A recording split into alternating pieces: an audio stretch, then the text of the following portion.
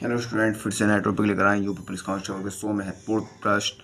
हमारा channel W education 14 को जल्दी से जल्दी सब्सक्राइब कीजिए, बेल आइकन का बटन दबा दीजिए। हमने जो बुक खरीदी उस बुक को खरीदी, जो आपको हमारे थंबनेल पर बुक दिखाई दे रही उस बुक को जल्दी से जल्दी खरीदी मार्केट से और वो बुक से पढ़ाई कीजिए। हमने उसी बुक से क्वेश्चन उठाए, एग्जाम में आग लगा दो यदि उस बुक से आपने पढ़ाई करी है तो।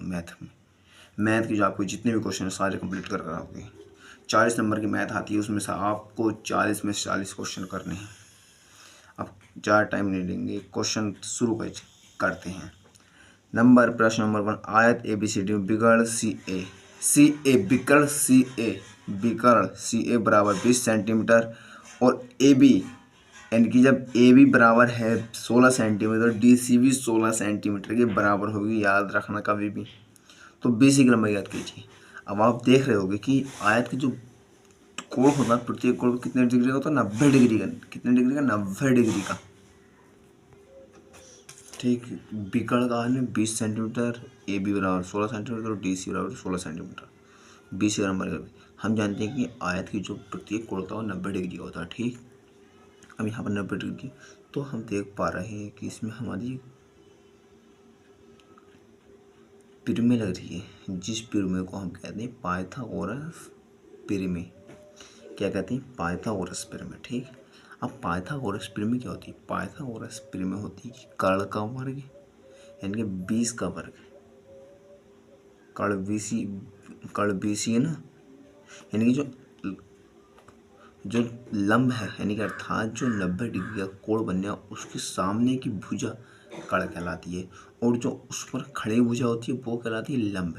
और जो उसके आधार पड़ी होती है, पड़ी यानी कि पड़ी क्षैतिज रेखा पड़ी होती है वो आधार कहलाती है और जो खड़ी होती है वो लंब कहलाती है। ठीक। तो कर्ण का वर्ग बराबर आधार का वर्ग यानी कि 16 का वर्ग। ठीक।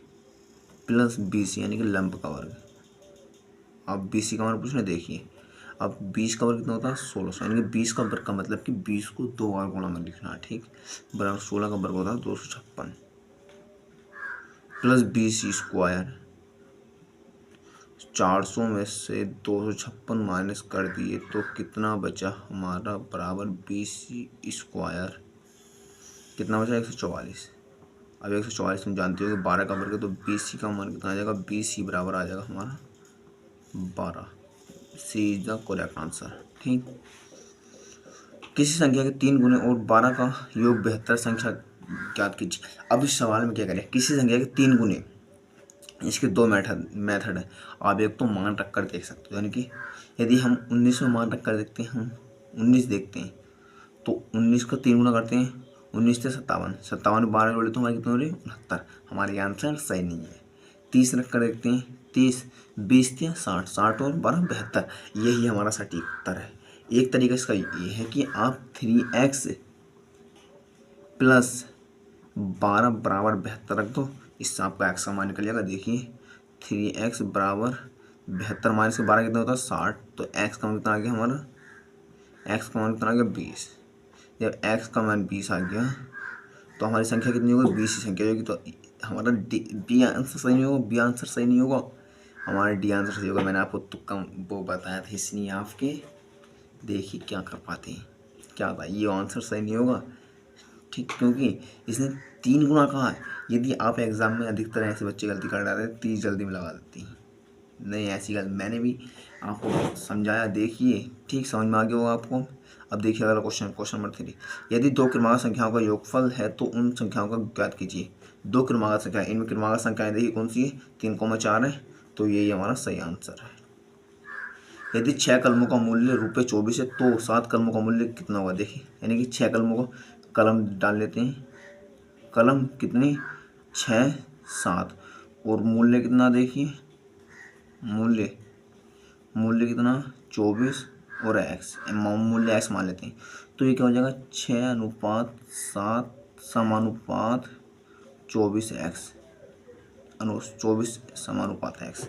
तो 6 एक्स हो जाएगा। 6 एक्स बराबर 7 चौक 28 का 8, फिर 2 हासिल के 7 दूनी 14, 14 और 2 16। तो एक्स का मान कितना आ गया हमारा?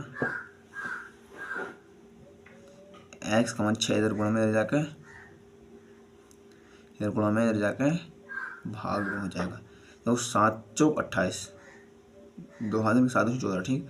एक्स का मान 6 काट लेते हैं 168 को 6 से, तो एक्स का मान निकल जाएगा हमारा 6 दूनी 12, कितने हो जाए 4 48, 6 48 28 इज द करेक्ट आंसर। ये इसी तरह को आंसर है, इसका आंसर 300 होगा। वरना तो आप इसका आंसर मुझे सॉल्यूशन कमेंट वगैरह बताना आपको करके अपनी बुक पर। देखिए अगला क्वेश्चन, 400 रुपये 400 का 5% वार्षिक ब्याज की दर से वर्ष का चक्रवृद्धि ब्याज की चक्रवृद्धि ब्याज।